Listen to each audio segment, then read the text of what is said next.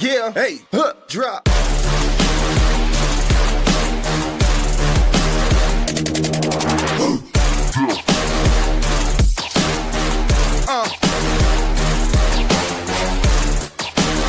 Prime Coverage Sports Network. Real coverage, real conversation. Hey, welcome to the Prime Time College Hoops podcast. My name is Jim Weglars, a.k.a. Wegs. You can follow me at Wegspool on X and on Instagram. Cassanova, man, what's up? Hey, man, I'm excited. You know, we're getting the madness that we always wanted. I'm here talking with my two favorite people about it, so I'm ready, man. I'm ready. I'm excited. And we got the Conn man. He is back. He is back. Good to see you back, Conn man. How you been? I'm good. The Conn man is back. Oracle's back in the building. Best time of the year. I'm looking forward to it. Hanging with my buddies. Let's go. Let's do it. Don't forget to follow the network at PCSN Media on X and all the stuff on the bottom of that screen. Here we go. So let's talk about it. I missed the show last week because I was at the pool. We were just talking about it, all the, don't hit on this and whatever at the blackjack table. But it was an exciting time. But this is more exciting. The games were really fun. I do recommend going to Stadium Swim at some point in your lives, guys, because it is something to be there the first day. I personally don't recommend it, but I do it anyway. I bet the first to 15 in each game. So I've really invested those first 3 minutes. They got a bet out there that my buddy bet. It was like, will up basket be scored in the first 20 seconds of the game or 21 and a half seconds? My buddy bet that twice, but you got to bet under because actually, surprisingly, it doesn't happen very often because if they mix a bucket, you basically don't do it. But anyway, let's get back to the focus of the games last weekend. We had a lot of exciting games. Kenny, you were on last week when this game was happening. Duke took on Siena, but my God, was this the number one overall seed or what? I mean, they win this game 71-65, but obviously Siena was leading at halftime by 11, and they covered that 28.5. Why do you think Duke struggled so badly in this game? Duke just, for some reason, they do this in the tournament. I don't know why, but of recent they've done this. They underestimate teams so much. And it's like, it's staggering. It's like, coach, was your team didn't understand that the tournament started today? Like, that was my thing. I'm like, are y'all not even ready to play basketball? It seemed like at halftime he got them right and had to put some foot in some places. And got the carriage rolling because at first I'm like, yo, they might lose this game. But then they settled down, they got it together, and they didn't blow up everybody's bracket. Yeah. That would have gotten it done. What did you see, Conn, man? What was happening in that particular game? Well, you know something? They saw the spread just like we did. They knew they were favored by 28. They came in the game like it was going to be an easy walkover. But it don't work that way in March Madness. It don't work. Teams come to play hard. You know what I mean? The underdog, they had nothing to lose. And I think they came out, and Duke obviously showed that they weren't ready to play. And as Kenny Cassanova said, the coach might have said a few words, maybe put his foot in a few places, and they came back correct. And thank God, because they just blew up everybody's damn bracket. Yeah, that would have been rough. Now, we'll say that Siena's coach, Jerry McNamara, former Syracuse guy, is now got that job this week. So getting that push certainly helped, and he's coming back in the family with the Qs. So that's exciting for him. And if you're a Syracuse fan, for sure, that's exciting. Another game that in the first round that kind of, hit a little different. This was definitely one of the ones I was excited about. High Point, the 12 seed, took out Wisconsin 83-82. Now, they did cover the spread, but more importantly, they knocked out Wisconsin. Wisconsin really had this game. Then they kind of gave it away. Then they had two shots at the end of the game, two different chances that they couldn't get it done. I was kind of surprised because they have pretty good, Boyd and those. It's a good guard back there. Blackwell, they're really good. But so, Oracle, what did you see in this game? Why couldn't they close out High Point at the end of that game? You know what? I haven't really seen High Point play this year. I was very impressed. With the defensive pressure that they placed on Wisconsin, although I definitely thought Wisconsin was going to blow them up. Well, not blow up, but I thought they were going to definitely handle their business. But apparently they didn't. Again, messed up my damn bracket. But you were mentioning about coaching. The coach of High Point is now the new head coach of my local team here, Providence College. So like you said, it worked out for the previous coach. Now it's going to work out for him. So, but I definitely thought Wisconsin was going to definitely handle High Point. But that was a big win for High Point. Do you like that hire? Actually, I might have screwed that up. Actually, man, my bad on the notes. But I don't think he didn't want to go to Providence. I think the guy from South Florida did. So you may be right. I was reading your notes. South Florida guy. And I will tell you that South Florida guy who got that job at Providence. I don't know if you saw the quotes. Did you see that? So I was on the Vegas trip with a buddy of mine who played JUCO ball, a really good basketball player, and his aunt was on the committee and played really high level. So they know a lot about basketball. So he said this, and you might appreciate this. You can tell if a coach is going to be a good recruiter by looking at his lady. So he said this in the interview. They're like, "Are you a good recruiter?" And he's like, "I'm a good recruiter. Look at my wife." You know something? The coach of former head coach of Providence College, I think he might have gotten a little bit of a rotten deal because one of his best players went and left him to go to St. John's. Do you know what I mean? I don't know. I wish they would have gave him another year or two, but hey, that's the way things go. This is you got to win to stay as a head coach, and Providence College wasn't putting up with it anymore, so he got to go. Yeah, that's for sure. And then High Point, we won't talk about in the rundown, but they played really well against Arkansas too. I mean, this team, they were legit contenders, the Cinderellas, and they had that guard score like 30 plus in the second round game. So High Point was legit. This wasn't just like a flash in the pan. They made a bunch of threes. I mean, they did make a lot of threes, but they were probably good enough to play this week in the Sweet 16. They just fell a little short against Arkansas. Yes. What'd you see in that game, Kenny? Basically, man, I thought that Wisconsin, like I said, they gave away a lot of opportunities to win this game. They had it, and then I looked up and they didn't. And High Point just kept. But that's what happens when you let a team just keep sticking around. Let them keep hanging around. You don't put them away. This team is High Point was a legit team, and that 12-5 matchup always is weird to me. Get one of those 12-5 upsets. I picked the wrong one this year. I would personally say, yeah, I did. I picked the wrong one. I actually picked Troy over Nebraska.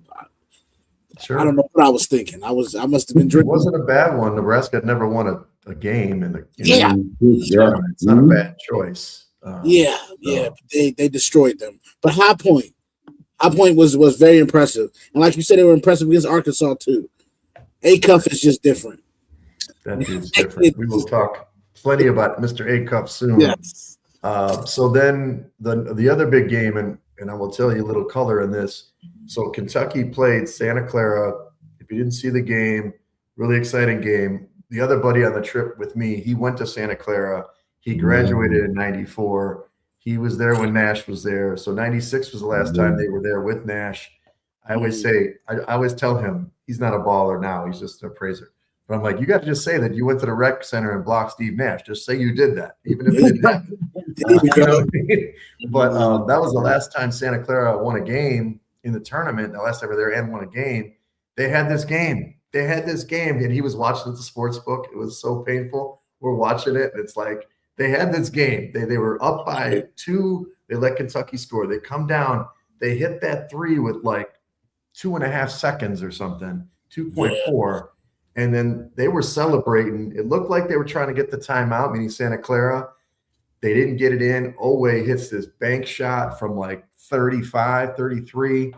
Yeah, that was overtime. And in overtime, Kentucky they raised it up a level. They kept blocking the threes and got out dunks. And they're winning 89-84. Not that you guys are bettors, but they covered the spread too. So I don't know, Kenny, did you watch this game and what did you think of that ending? I did. I caught the ending of this game. I had like 4 games on at one time. Like I'm looking back and forth, and then this game caught my eye because I'm like, hold up, this is coming down to the end. I'm like, Santa Clara's fighting, and I said they might win this, but then that guy, I don't know what got into him. that game. He was making everything. I'm like, man, I was like, okay. I said, Kentucky got somebody there. And when he made that bank from 3, I was like, oh, yeah. I said, I even said it. I was like, Kentucky going to win this. Yeah, I was watching this game with a friend. I was like, yeah, Kentucky's going to win this game. I said, yeah. He just banked in the 3 for, come on. That's in the stars, man. Exactly. The bank was still open. Yeah, the bank's still open. Oracle, did you see this game, and what did you think of that ending? Did you think they should have just fouled the guy before he shot it up, or what? At the end of the game, you always think about that. It's one of the Monday morning quarterbacks. You never really know. You know what I mean? If you didn't do anything work, then you're going to get heat. If you didn't work. So in that regard, I don't know. I really don't know. And, given the spur of the moment, you never know what you're going to do. So I really didn't watch the whole game. Only caught the highlights after the game. So I wish I had watched the whole game, then I could have a better feeling on what they should have done. Yeah, the guards for Santa Clara played really well. I just think they were just starting to. They kind of do that thing where you're trying to catch the guy sleeping and shoot up a quick 3, but in overtime, Kentucky was wise to that, and they blocked those 2 threes and just got run out dunks, and that kind of broke their spirit. And trust me, my buddy's heart broke. You could see him just kind of break a little bit. Arguing with the beverage lady. It's pretty funny. But anyway, tough for them. But Kentucky obviously moved on, but they didn't make it any further than that. We got to talk about this team now. Now this is in the second round. Yeah. Texas, the 11 seed. So when I first went to Vegas, we watched that game because they were playing. I don't know, it was Tuesday, right? They won on Tuesday. They almost didn't get out of the first floor. I mean, they blew a 9-point lead in 2 minutes, and they did end up. They couldn't get the ball in bounds. They kept getting pressed in that first 4 game. Then they go and beat our guy, AJ Devonsa, in the first round, which kind of hurt me because we wanted to see him make a deep run. He had 35 points. He just didn't get any help there. But then they go to the Zags and they say, listen, Zags, we don't believe in you. And they took them apart and they won 74-68. That big dude is just balling. That big man is tough to stop, and their guards started being aggressive. So, Conn, man, what did you think? What do you think about Texas' performance so far? I think it's to be totally honest with you, I had BYU beating them. I had the benefit. I mean, he didn't get any help. His backcourt mate, I think his name is Wright. I think he should have performed a little bit better. He got no damn help. You know what I mean? And it's sad to see a freshman go out like that. You know what I mean? I was very upset with that. Plus, again, messed up my bracket. You know what I mean? So I wasn't too happy about that. But overall, Texas, they did the damn thing. And what can you say? They did what they had to do. Mm-hmm. Mm-hmm. Casanova, Longhorns. Yeah. You hook 'em horns guy? You hook 'em horns guy, or you just were a BYU guy like us? I was BYU. I ain't gonna lie. I definitely went into that game. I had BYU, and then once they beat them, I'm like, am I underestimating Texas? Maybe. And then I seen them play against the Zags, and I'm watching the first half. I said, "Oh yeah, I'm underestimating Texas. These kids can play. They can play. They can play, man." And I'm not ruling out that this is their final hoorah. I'm not ruling that out. I'm not saying, "Oh yeah, they had a good run. Go home." I'm not ruling out that they could win another game. I won't pick it now. I'm not bold enough. I'm scared. But you can save that. You can save it. We'll talk about it in a minute. You can hold it back. Oh yeah, I forgot. Go ahead. But what I would say is that, like, all year, and I heard this about Texas, they have NBA players on this basketball team. Mm-hmm. They got some guards that are good. That big man's going to play in the league. The problem was always they didn't play any defense. I mean, they were ranked 100th in KenPom, but they played defense in these first couple games. They played good enough against Devonsa. Played really good against the Zags. And then obviously against NC State, they were defending that three-point line like crazy until the end of the game when that kid was just hitting shots in the guy's face. But if that team plays defense, they're going to be frisky this weekend. There's no question. Yeah. So this was one of the games that I'll be honest, I was at the bar watching this game. I was on the wrong side. I liked Vandy in this game, but Nebraska against Vanderbilt, it's going to be a classic, right? Especially if you're from those schools. Nebraska obviously got their first win ever in the tournament in the first round. Talked about that over Troy. Vandy kind of cruised, and then these two guys were just locking horns. And I was impressed with Nebraska. I hadn't seen them play enough, I guess, this year. Yeah. I kind of discounted them. They've got these dudes. They just pass the ball around a lot. They move it. They score easily. And then Vandy, they looked so good in the SEC tournament, but it took them a while to get their legs in this game. And Tanner really played well to get them the lead late. But then, man, they could not be denied. The Huskers, they just made plays. And the coach's son, Sam Hoiberg, made a big play at the end. Yes. But let's be honest. If that bank shot goes in, because Tanner threw that bank shot from half court, backboard, front rim, back rim, out. I mean, that would have been the shot of the tournament if he makes it, and they would have won the game. So, Cassanova, I just recapped it, but what did you think of that game? Man, like you said, we must have it because I don't think we talked about Nebraska, but not like this, man. Nebraska actually, this is the one I was shocked by because I had Vandy for sure. Going into the game, I was like, oh, yes, I said Vandy's gonna take care of them. I said they had their first win. I said that's cool. I said Vandy will take care of them. And Nebraska was like, hold my beer. Wait a second. I'm not with that. And they wouldn't be denied to this in this game, man. But I really thought Vandy, I was like, man, the way they beat on Florida, I was like, oh no, they can handle Nebraska. Right. And like you said, different matchups, different styles, man. And Nebraska came to play, man. They did. They did. Yeah, Conn, man. I had Vandy all the way. They were on the road. I was liking the way they were playing. You know what I mean? The defensive pressure. They had some great guard play. I'm like, there's no way Nebraska's going to beat them. But sure enough, Nebraska, again, I didn't pay attention to them during the regular season, and I didn't really pay attention to them in the first game. But they came to play. They came to play. But I definitely had Vandy all the way in that game. Yeah. I just think so Nebraska is one of those teams. When we started the podcast, I think Nebraska was like 18-0 or something. We started, then they had just got beat. They hit the kind of like Purdue. They kind of hit that Big Ten schedule and were grinding and winning, losing.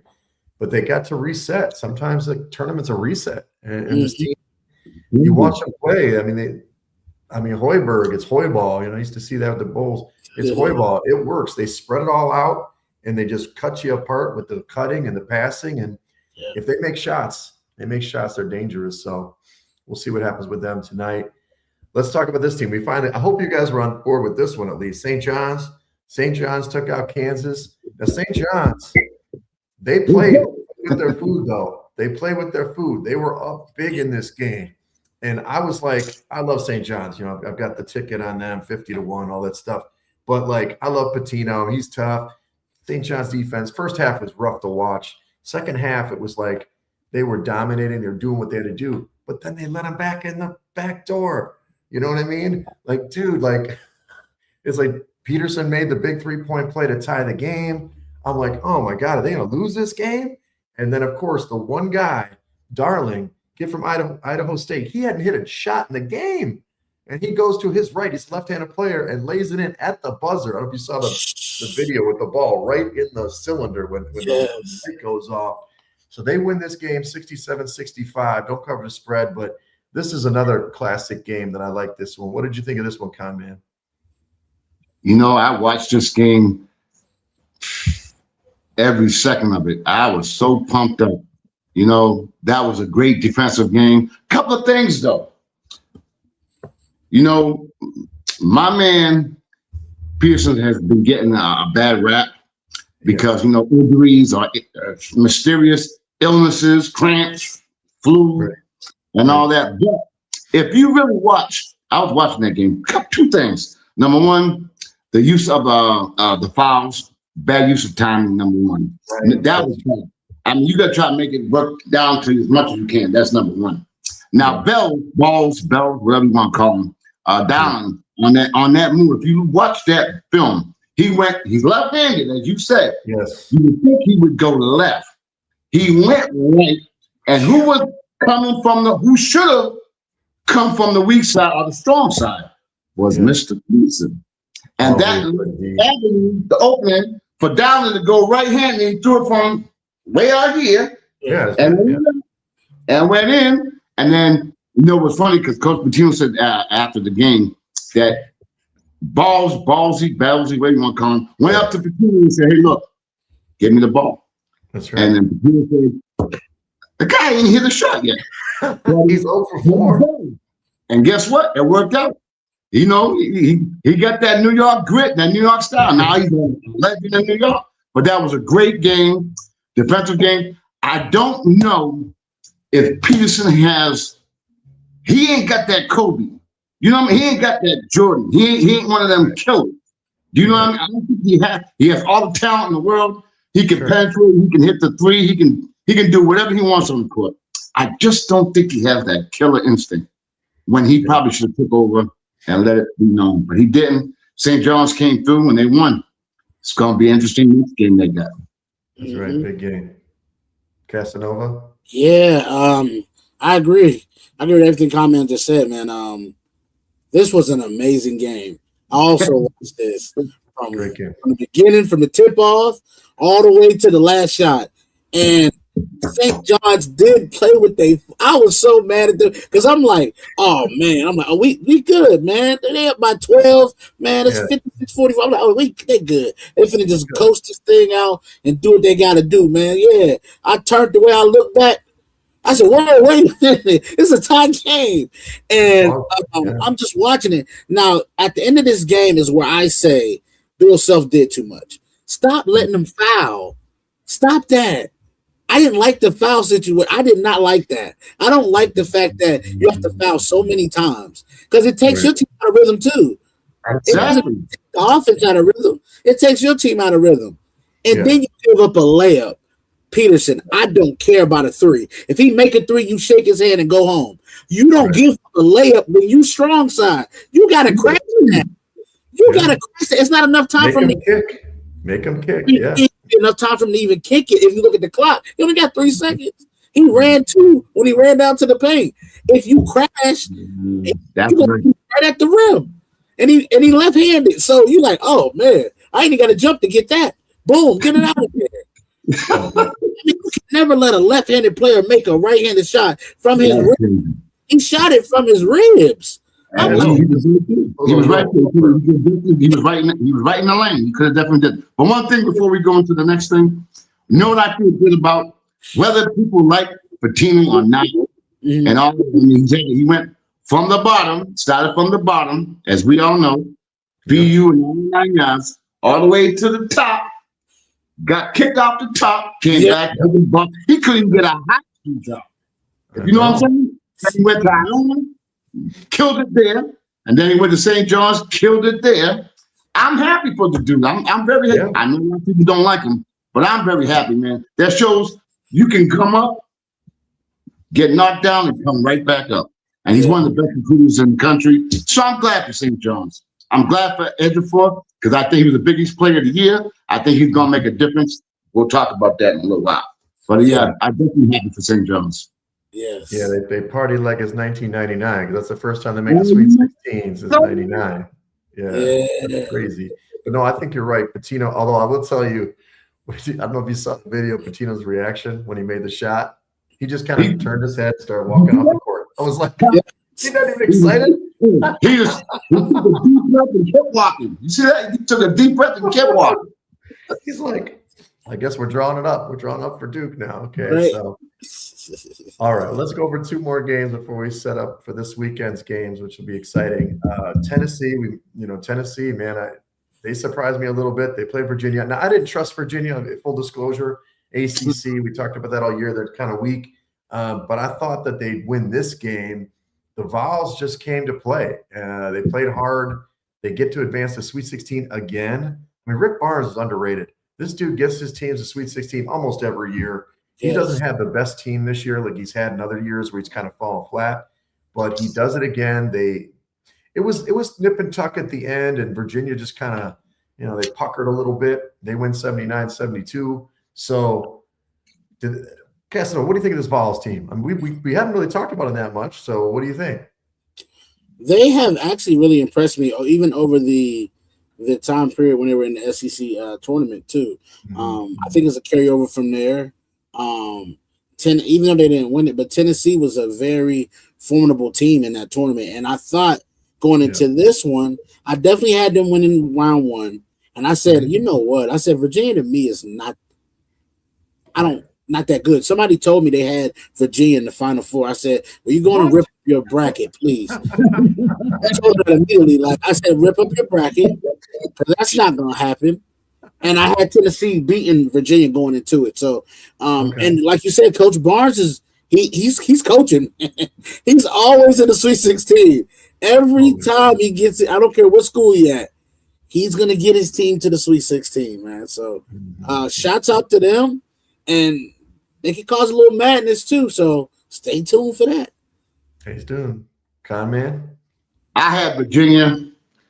I was very surprised. I had Virginia all the way. But, you guys said something that was very, very important.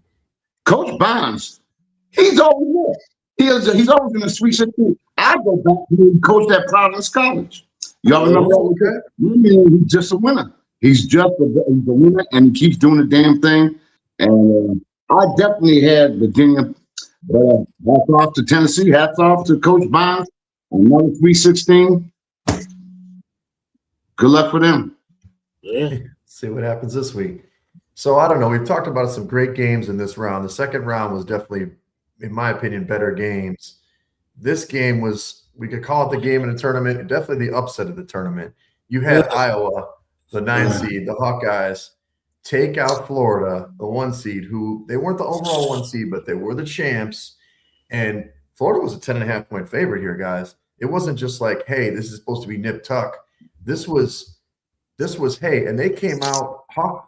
I was balling. I don't know where this team. I was at the bar. I think it was Selection Sunday or the Saturday before Selection Sunday, and I was with some friends. It was St. Patrick's Day in Chicago, and they're Iowa guys, an Iowa bar. I said, "What do you think of Iowa this year?" Oh, we're terrible. We made the tournament. We're just going to get out in the first round. And look what they do. They take out Florida, and more importantly, they did it in the clutch. I mean, what was crazy is the kid from Florida had a chance to put the game up 3, right? They fouled him. He misses the first, which is always worst. Makes the second, 2-point lead, 8 seconds to go. They let that dude start drive all the way down by himself.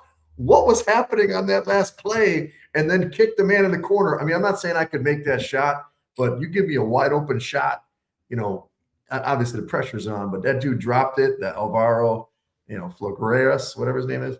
He hits the 3 for the lead. And then even in the last play, Xavier Lee, I thought he had a decent pass, but he kind of dropped it too low. He didn't even look to shoot that ball. So they end up losing 73-72 and bust a lot of brackets. So I'll start with the Oracle first, because did you foresee this, Oracle? Did you foresee Iowa beating Florida?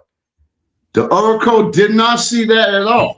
The Oracle did not see that. My bracket would have been busted by Florida. But, you know what I mean? Like you said, Lee, he played so well previous games. I thought he might have, because as we stated, in the tournament, it's all about God play. And, unfortunately, Florida did not meet their expectations at all. I was very disappointed. 10.5. Not that I go by the spreads that much, because it don't really matter unless you're betting a lot of money. But it don't really matter. I just think that Florida definitely should have won that. I was very, very upset. That game really got me ticked off, because Florida should definitely have won.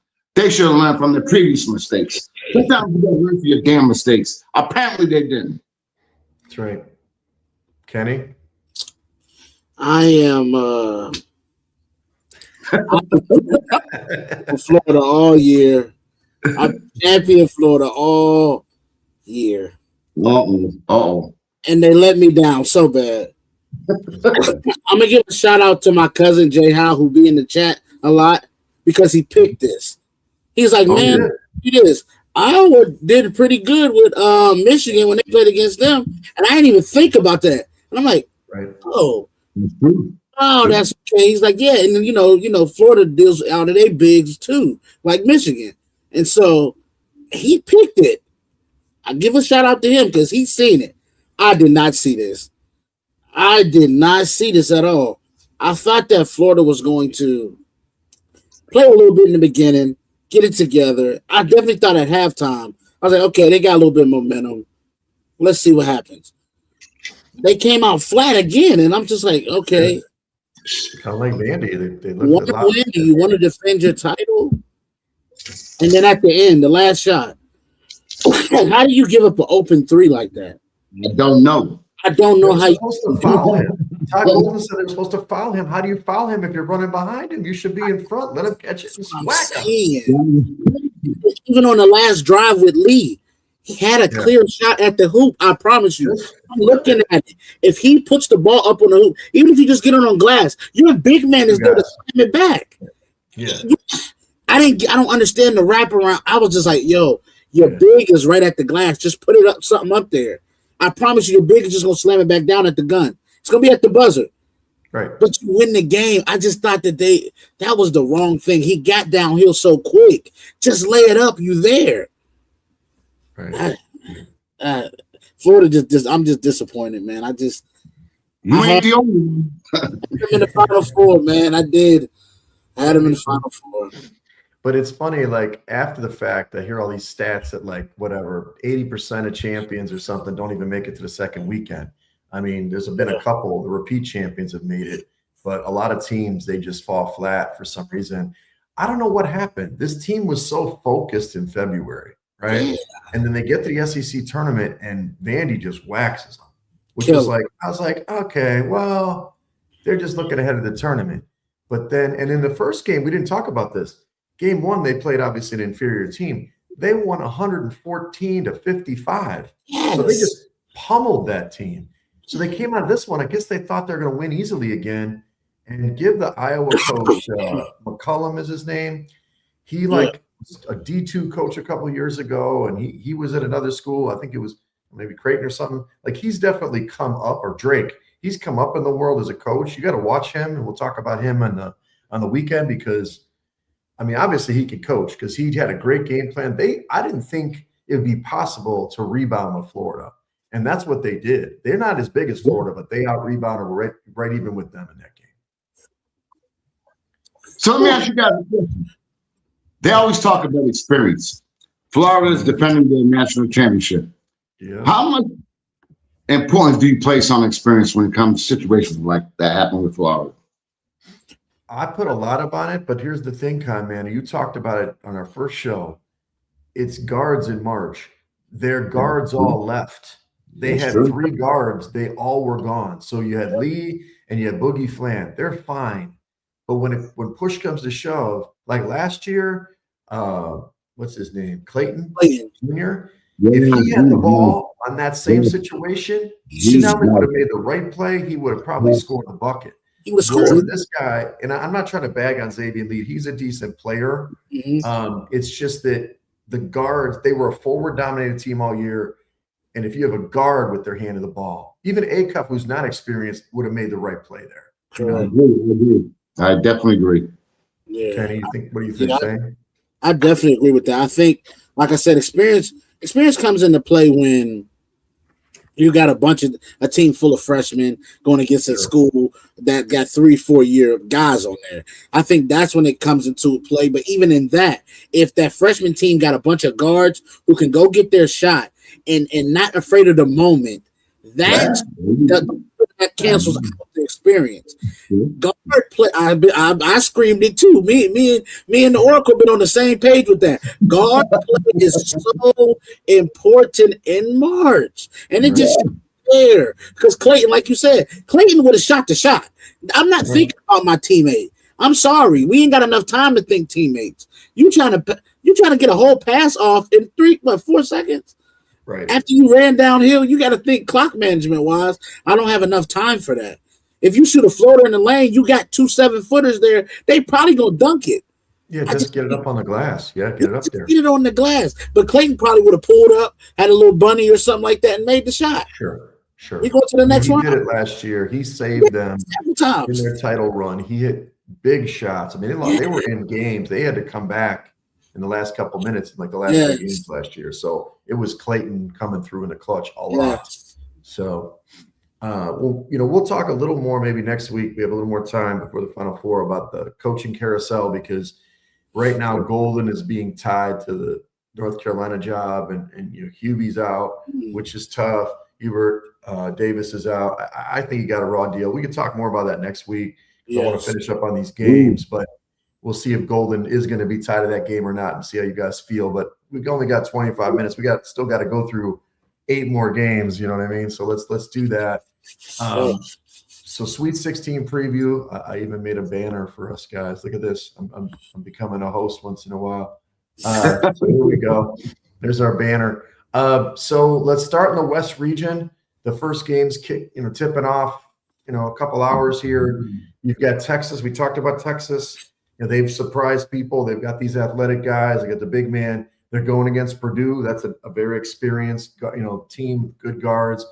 Purdue's a heavy favorite, 7.5 points in this one, 148.5 point total. It's at 7:10 Eastern on CBS. I mean, who you got in this game? Well, how are we going to pick this one apart? I'll start with you, Kenny. What do you think about this game? Okay. Well, let me look into the crystal ball. This is for me because I like Purdue on the surface, but it's something about this Texas team that says it might not be over today. Okay, so if I had to pick, I'm just gonna go ahead and do it. I'm gonna close my eyes. I'm gonna take Texas. I'm taking Texas. Texas, okay. I'm gonna close my eyes and do it. I'm taking Texas. Life jacket game. Come on. Here we go. Yeah. Oracle, do you concur, or do you think Purdue's going to do this thing? For one of the very first times I disagree, I'm going to go with Purdue. Purdue was the 6th best 3-point shooting team in the country. You know what I mean? And Texas don't really shoot the threes that much, and the percentage is pretty low. Also, the fact that it's going to be a slow-paced game. It's going to be slow, drag down. It's not going to be a very high-scoring game. Therefore, I think it's going to come down to the game. If Purdue can hit them 3-point shots, I think that's going to be the key. And watch out for foul shooting at the end of the game. I'm definitely going with Purdue. Okay. Yeah, I mean, here's the thing, and I want it to happen because I like Cinderella stories, but usually that's when the slipper, usually at midnight is tolling right now. You know what I mean? The slippers usually come off about this round or the next round. I do think Texas has what it takes to win the game. If they can contain the athletic guards from Texas, if Purdue can do that, Smith is a great player. He's a really good player for Purdue. I think you're right. You're going to control the tempo, Conn, man. And I think if they can get the big man in foul trouble, Clough he's not an athletic big man, but he's like a big mountain man for the Purdue guys. I think then they're going to get Texas here. I don't see them covering 7.5 personally, but I think Purdue wins the game. I do think Purdue has now found their stride. I don't know what was going on with them in end of January, beginning of February, but all of a sudden they got hot, and now they got hot at the right time, and so I do like Purdue in this game. Kenny, I'm sure you'll be right. Don't worry. That's right. Now we can talk about he's kind of like our unofficial podcast guy, Darius Acuff Jr. This guy is amazing. He's leading the tournament in scoring.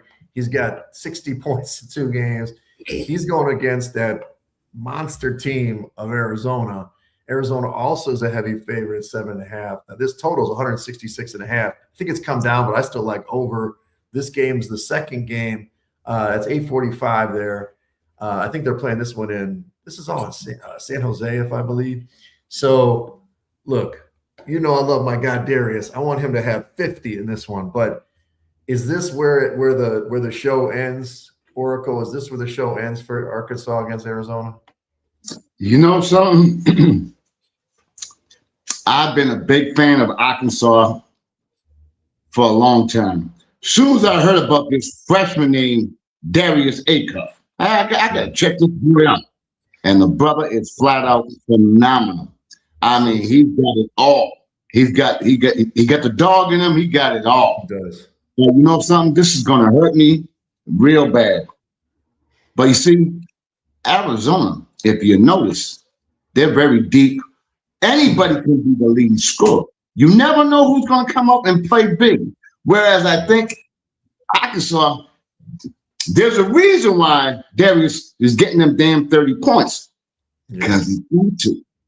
Yeah. And even though he's shooting phenomenal and he's probably the player of the tournament, I think it's too much to ask for him to keep doing it, man. Keep going on this stretch. I think Arizona's going to have something up their sleeve to at least minimize his outstanding performances. I do not see him getting 30. Only way I see him getting something like that is if the game's out of control and he's just going to go berserk. Other than that, as much as it hurts me, I'm going with Arizona, and it's killing me because I enjoy watching him play. I would love to see him in the Final Four and beat him, but it ain't going to happen. It ain't going to happen. And unfortunately, he's gone. He's one and done. So, he's top 2, top 3 pick in the draft for sure. Kenny, do you think that? So I'm going to ask you this question because you're already shaking your head. So do you trust Tommy Lloyd in this situation? He is the head coach of Arizona. He has never had his teams get to their potential.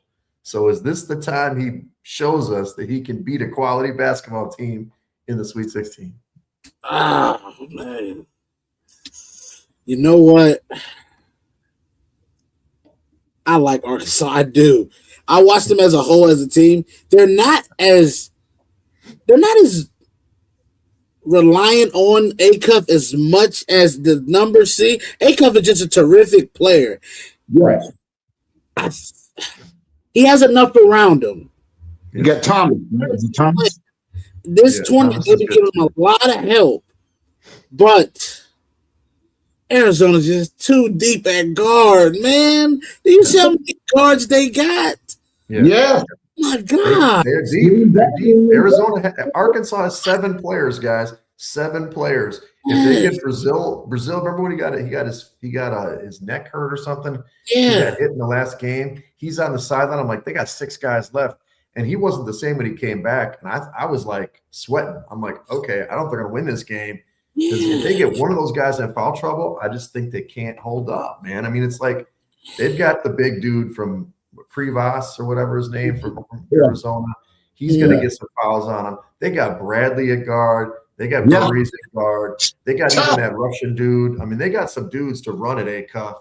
Yes. So we all want it. We all know we're Team A-Cuff here. But I'm just worried about it, man. I think Arizona's going to win this one. Yeah, me too, man. I want to pick Acuff bad. I do. And I can see a game in a scenario to where if he dropped 35 to 40, they're beating him. I promise you that. If Acuff drops 35 to 40 points, Arkansas is going to the next round. Because that lets me know, okay, he's going.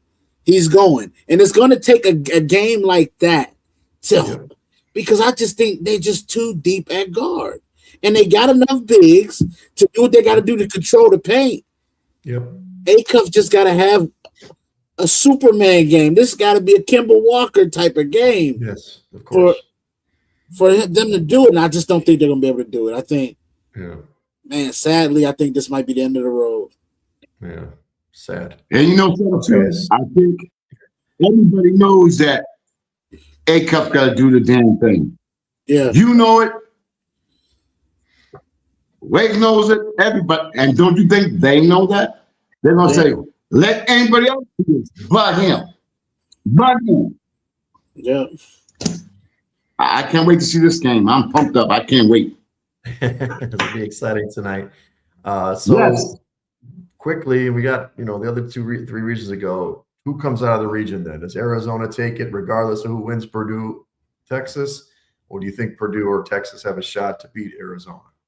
Arizona. I gotta go with my man Kenny on this one. Arizona.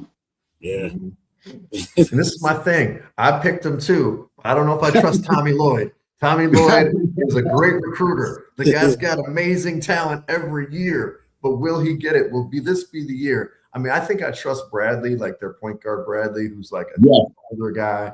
The young guys are going to do what they do. And I think if they stay even, if they get down, maybe not, because they don't shoot a lot of threes. But, I think if it is Arizona against Purdue, it's going to be a hell of a game because it's going to be a chess match a little bit. I think Arizona's better on paper, but I think Smith will do what he does and gets people. He does that kind of like herky-jerky dribble, gets people fouled. So, I think we're all on the same page. Arizona out of this region. So yeah. All right, let's go to the South. That's the other games tonight. The first game, 7:30 Eastern. You've got your Iowa Hawkeyes back against the Huskers. It's like all Midwest teams, two Big Ten teams. Nebraska's a short favorite, 1.5 points, very low total, 131.5. This one, South Region playing in Houston. So to me, it's a coin flip. I don't know how to pick this game. These teams have played twice. They split. The second game in Nebraska, they went to overtime and Nebraska won. So they know each other well. I guess I'd side with the underdog just because Nebraska's kind of, whatever. But I don't know about these guys. Help me out. Oracle, who do you got in this game? Just like you said, it's a coin toss. Coin flip. Who the hell? And they each won. I think it's going to come down to, again, I've been stating this 20 years. Watch how important foul shooting comes down. It may come down to the end, and foul shooting is going to be a big key. If I had to choose, Iowa's been playing good. Nebraska surprised me. I think I'm going to roll with Nebraska. Go with Nebraska. Huskers, baby. Cassanova? Yeah, I think I'm going to roll with Nebraska, too. I won't say comfortably, but I do think Nebraska right now is finding the groove and they're playing really well. So, but this team knows them. So it's one of those where it's a 50-50, but if I had to go 51%, I'm going to roll with Nebraska. So I think they win it, say by 6 points. Okay. Easy, huh? Okay. I'm going to go against you guys this time, and I'll probably be wrong, so you guys can message me later tonight. I think Bennett Sturtz is the best player on the floor. And granted, Acup's the best player on the floor in the other game, but in this one, I think it might matter. I think if it is a low-scoring game, that guy can make the plays when it counts. But honestly, I'm kind of wide open on this game. I don't really have a strong lean like I normally do. Just so confused because Florida got knocked off, Yeah. Next game is going to be a great game. This is the true nightcap. It starts at 10:05 Eastern time. And these games are on TBS, True TV. It's Illinois against Houston. Now, it's not a home game for Houston, but it's only a mile from their campus. I think it's on Rice's campus. Yeah. So it's Houston's a 2.5-point favorite in this one, 139.5-point total. This is going to be a fun game to watch. Really good NBA players on this court. So, Kenny, who you got in this game? Houston. Okay. Simple. I don't have to go into detail on that one. Houston, it's a home game. Sorry. Yeah. They gave them a home game. I mean, what you want me to say, man? Like, they're a mile away from their campus. Them kids were walking over with their beers over to the Rice campus, man. Yeah, absolutely. Oh, yeah, right now. Yeah, they're there now waiting. Like, tailgating, sure. Yeah, okay. You don't think Illinois has any shot in this game? Nah, I got Houston. I think Houston defensively. I liked what I've seen from them in the tournament, and they're showing me, we're a Final Four contender for sure. For sure. Conn, man, you disagree? Not at all. I've been pumping the brakes. I've been going nuts how important guard play is. I got 2 words. Kingston, Fleming, it's a wrap. That's all you need to say. Well, here's the thing. Like, going to the tournament, I actually liked Illinois in this game because I predicted this would happen. And I thought Illinois would advance. But the big difference here is the coach. Kelvin Sampson's a better coach than Underwood is. And even the guards are kind of even. I mean, Stojakovic has been balling for Illinois. Yeah, good. Good. And I do think Illinois' big men are better than Houston's big men. But I think when push comes to shove late in the game, they're going to clamp down. They do that Houston thing. They just clamp you down. They stifle you. And I think that Kelvin Sampson's going to have a good game plan for Illinois. And look, I want Illinois. It's a local team for us. I want them to win. But I flipped in my article. I went to Houston. I think Houston's going to win too. Which and you know what? It's Houston, and Coach Sampson is a nut. He's going to be on the sideline. I'm letting you know it's in Houston, Kingston, Fleming, and Sampson. Yes. 3. 1, 2, 3. It's a wrap. So you guys like them both in the in the Elite Eight game then to advance to Oh, Indianapolis. absolutely. Yeah. Incidentally, you both had Florida beating Houston though in your brackets, right? I was scared of it. But I was close. It was close for me. But I did have Florida. I did. Yeah, I think I did too. Yeah. Well, let's get to the East. This is another game I know we're going to chomp on for a little bit. We're going to probably go over the hour, everybody. Sorry, whoever's next, you got to wait. St. John's, that's what we want playing Duke. This is what we want. I can't believe this game is I'm a little confused by this schedule. I think Michigan State UConn's a good game, but I would have flipped this. St. John's is going to be a big draw. This is in D.C. Duke is shown as a 6.5-point favorite, 141.5 point total. This is at 7 p.m. on 7:10 p.m. on Eastern time on CBS. I love this, man. This is such a great game. Pitino and his crew rolling up. They're men playing against those guys from Duke. Now, Duke should get the big man back, who was out last week, but I don't think they're getting Caleb Foster. I've heard rumblings that he's going to play. I'm like, he's got a broken whatever. He's not playing.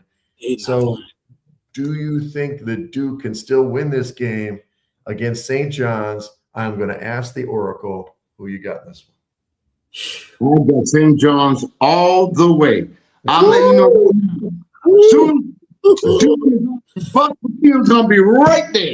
Let you know, right? Soon they get off the bus, they're going to be right there. They're going to be pressing full court. Hey, from the left line. It's going to be one of them games. I just think that St. John's they're going to be applying that defensive pressure. I think this is a big year for Ejiofor, what his damn name is. I think I'm very happy with him. The guy they got from Providence, he's playing well. They got good guys play, and Pitino don't play. I just think that the defensive pressure, and then with Duke, if the big guy comes, he's not going to be as effective. I don't think so. Okay. And the guy you mentioned, I doubt if he comes back. But you know what?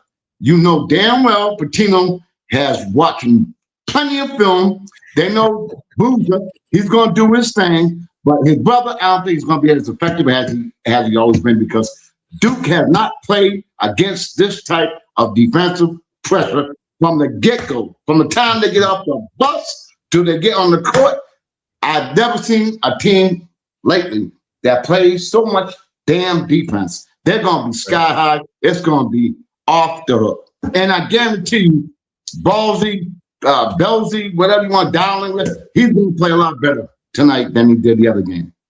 Okay. Kenny, what do you think? Man, this is the game I was scared for when I made my bracket, because I had it lined up like it's perfect on this side. Like I had it lined up for Duke to play them. Sure. And I didn't know the injury was going to happen, because I think injuries for this particular game is going to play a factor. Yeah. And if you're telling me that them guards are going to have to go against that defensive pressure, kind of will say, because St. John's is going to play defense as they're getting off the bus. As the guys walking off the bus, they're in their defensive stances already. Yeah, right now. As they're getting slapping the floor. They're slapping the floor right now. They're slapping But Tim's going to be doing it. People be right back there. Hey, come on! And I'm picking St. John's. I didn't think I was going to be able to do it, but I'm gonna pick St. John's just based off of all of them injuries. On top of the fact, I told you I had a problem with Duke guards. They're cool. They're cool. But in a game where you're going to get St. John's, you have to break that pressure. And I watched how they had Kansas in a frenzy all game until the end. I'm picking St. John's. I'm gonna do it. Man, you guys are amazing. First of all, I want St. John's to win this game, but I can't pick them to win this game. I don't know what to say. Look, it's because it goes back to when we were talking about Michigan and Duke like a month ago, and we were all like, "Oh yeah, Michigan's gonna roll them. They're gonna roll them." I don't know what to say. Shire just pulls something out of these guys, and I think because they played like crap last week, they're gonna play great this week. That's my take on the situation. The biggest thing about St. John's, and I want them to win. I told you, I got a 50-1 ticket to win it all. Because if they win another 2 games, I am going to be cashing some money one way or another. But That offense gets so stagnant, man. They get 10 minutes where they don't score. They let Kansas back in it.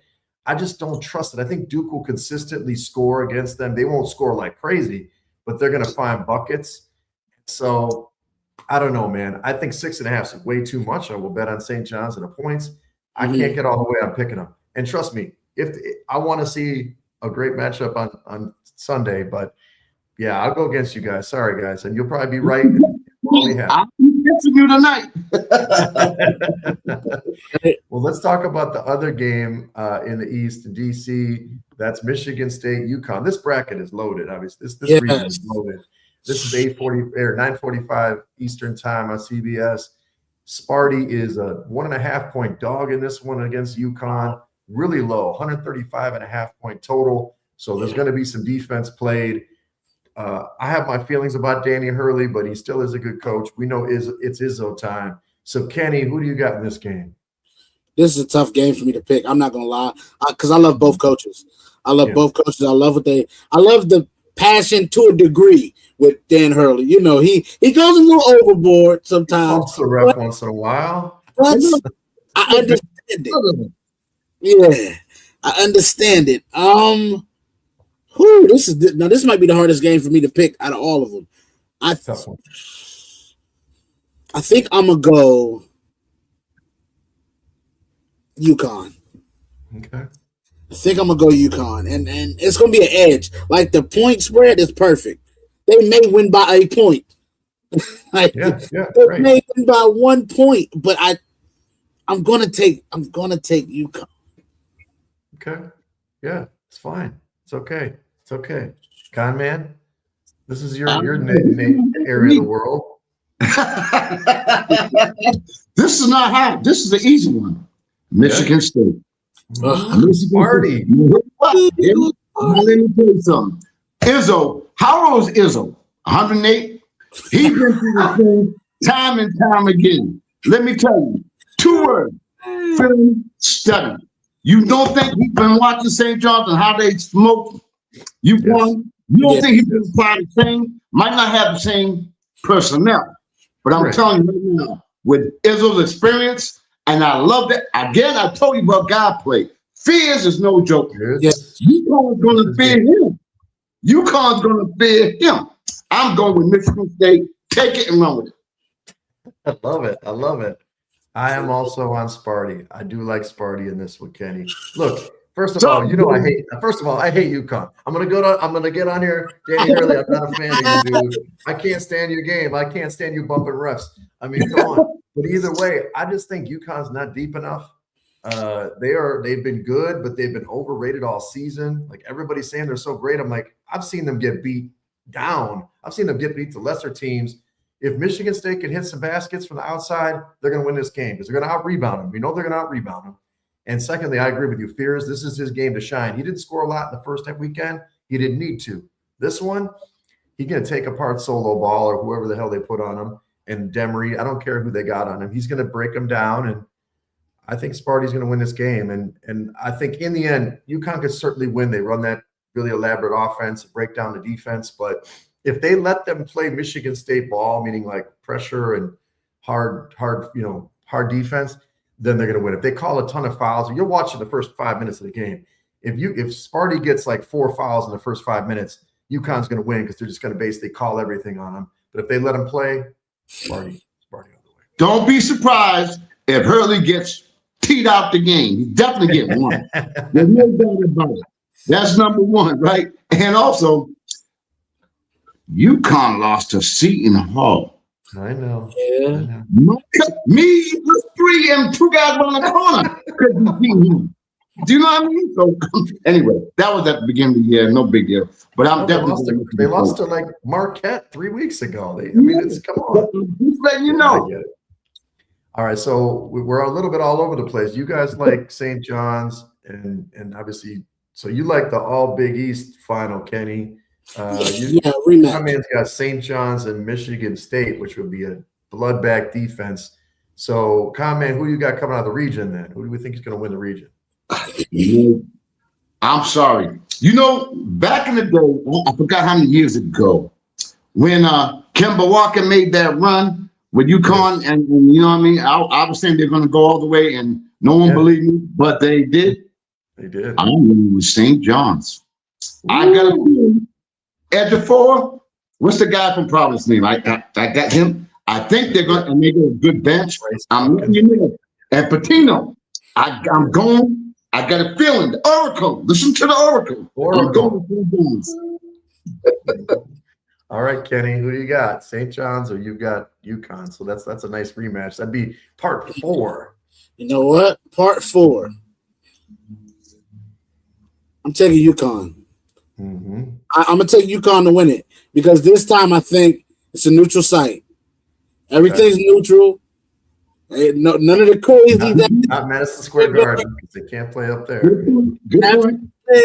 We're gonna be a neutral court, and it's me versus you. I know you, you know me. I'm taking UConn to come out of there and go to the Final Four. I'm doing it. But here's another thing. I can put a little glitch into that. Hurley was on TV the other day. I'm sure you guys must have saw it. He don't like playing teams in his conference because they know him. Yes. He got to play out of conference teams. Hint. Just get in your hand.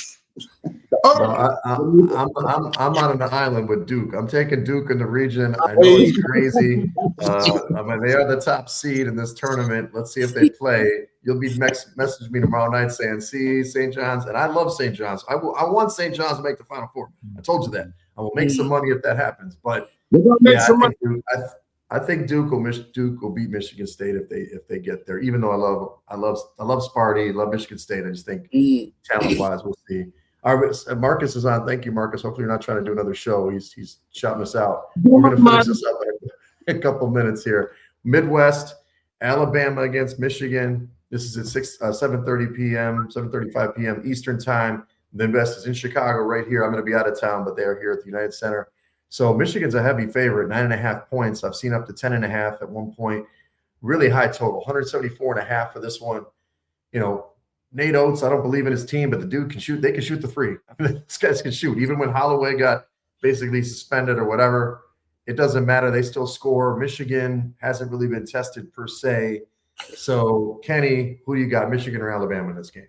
Michigan, and more Michigan. Beat them up. They're going to beat them up on the inside, make a couple threes, but just pound them. Just knock them out. Don't even play with them. Get them out of here. They don't even have their best player. Bye. Exactly. I think that's what's going to happen. At least 100 points scored in that game, too. Yeah. Comment? Definitely Michigan. Lindenberg, he could have been a first-round pick last year. He went to the draft combine, whatever it was. He was projected as maybe a last pick or maybe second, early, late first round, early second round. Came back, proved his game. It comes down to clutch. If it does, Lindenberg definitely going with Michigan. Okay. Yeah, me too. Michigan's going to win that game. I just whether they're going to cover the spread, which I think they will. I think Michigan's going to blow them out that time. Yeah. Okay. Last game at this one. This one's it's the last game. I don't know why they did this, but it's Tennessee against Iowa State. Iowa State's a 4.5 point favorite, 138.5 point total. This is a 9 or 10:10 Eastern time. I'm assuming Kenny's going to do the cyclone dance again and cyclone his way to the 8. But is that true, Kenny? You want the cyclones? Are we cyclone and dancing just one more time, or what? What are we doing here?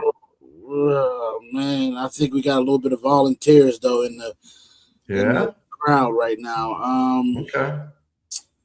I don't like that injury, man. Like, I need to know more information about that injury because if he's not going to play, I'm not taking them. I'm going to take Tennessee. Okay. So with that being said, I'm gonna roll with Tennessee. I don't want to, but I don't like injuries when you've been gluing. Like when y'all been gelling together, I hate injuries that happen at that time frame because when you get injured, that messes up y'all camaraderie, man. Yeah, for sure.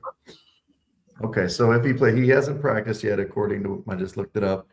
But okay, so what about you, Conn, man? Do you think they can get past Tennessee without the guy with Jefferson, or they don't need him? They need Jefferson big time. Okay. Now, can they step up? You know, this game really don't interest me that much. Yeah.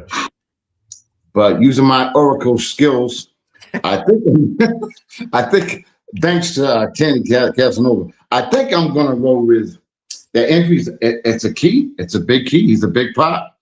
Yeah. And 4.5. Ooh, that's tough. That's a tough one. But I'm going to roll with Iowa State. I think they're going to come up, step up.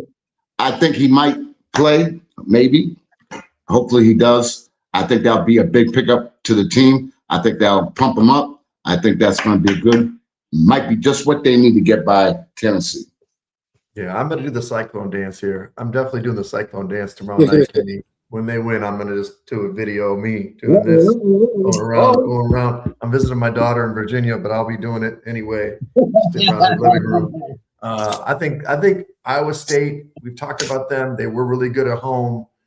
They've shown me something in the Big 12 tournament, and now in the tournament, they played without him last week, played great, especially in the second half.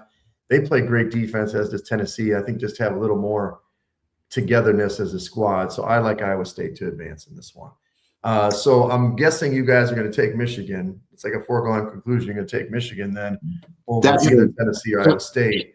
What about if Jefferson plays though? Would you give them a shot if Jefferson plays? Not even if he doesn't play, they just advance.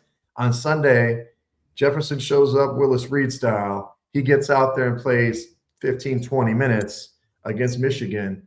You think they got a shot? Whoever wants to jump in. I think he needs to play more than 15, 20 minutes. But I ain't going to lie to you. If he does play, it'll give me cause to pause because they got guards. So, so it would give me cause to pause. Would I outright take Iowa State? No. But they would have a shot for sure. For sure. I think that if he does play, chances are a lot better for them. But how effective? Yeah, He play. That's going to be key. I mean, if he just plays and he's not at the level that we're used to seeing him play, it could be to their detriment. And sometimes you might be playing a player, you might be better off putting somebody else on if he's not effective or if he's hurt. That it comes down to that. But if in fact he is able to play, he's able to play, I think they'll give him a good game. But Michigan. Too big, too strong, huh? Yeah, going to the tournament, this is the only number one I had going down. I had Michigan going down to Iowa State, obviously before the injury. I think their guards are way better than Michigan's guards. I don't think it's a question. It's just the size. Michigan's size is much bigger. And Iowa State has played against teams. They did beat Arizona at home this year against big guys. They have to put that pressure defense on those guys to get those guards to turn the ball over. Yeah. So I agree with you. Even with Jefferson, it'd be tough. I kind of flipped, I think, in my article. But I'm going to root for Iowa State, basically, probably take the points and see what happens. But I hate putting all those number ones in there. But maybe for you guys, it's St. John's anyway, or you got UConn, so it won't be all number ones besides that one that fell apart. But either way, we got some big games, guys. This is a big games this weekend. Going to be super exciting. It's awesome to have the Oracle back in our midst. It's exciting to see you again, buddy, and we missed you. We'll get to put up our stuff here. We got our little banner, our team banner. So, Conn, man, tell us where to find you again. Besides, obviously, the primetime network. I'm on the Sports Wave Network Friday evenings live at 6 p.m. on the Sports Wave Network, and my show's called Sports Corner with the Conn Man. There he is. First of all, I'm not sure if you're aware, Conn Man, but Mr. Cassanova is also the love doctor. I don't know if you knew that, but he's going to tell you where to find you for dating advice, relationship advice. Go ahead, Cassanova. Well, you can find me everywhere on PCSN first, and then you can also find me on my own personal channel called Cassanova Vibes, with Cassanova Confessions. I go in there, I give relationship advice, love advice, and everything like that, man. Definitely check me out. You can find me on YouTube, type in Cassanova vibes. You'll see Cassanova Confessions on there. So check that out. Mondays, we drop a new episode every Monday. That's Cool. right. And you got to check out that artwork, though, Con Man. The artwork of the Cassanova. Love Cassanova. Okay, well, follow me at Wegs Pool on X and Instagram. I'm doing the Side Action podcast later today. That'll be about the gambling side of this stuff for the tournament. Obviously, I'm on the Lockdown coverage podcast on Tuesdays for NFL. We're covering draft and all that kind of stuff. And we'll be back next week for Primetime College Hoops on the Prime Cover Sports Network. So thanks, everybody. Went a little over, but appreciate everybody listening. And let's check these games out, fellas. Definitely. Have a great weekend. Peace. Have a great weekend, everybody. Yeah, hey, drop.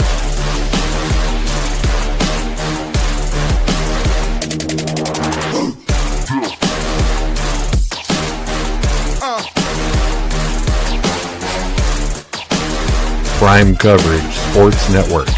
Real coverage, real conversation.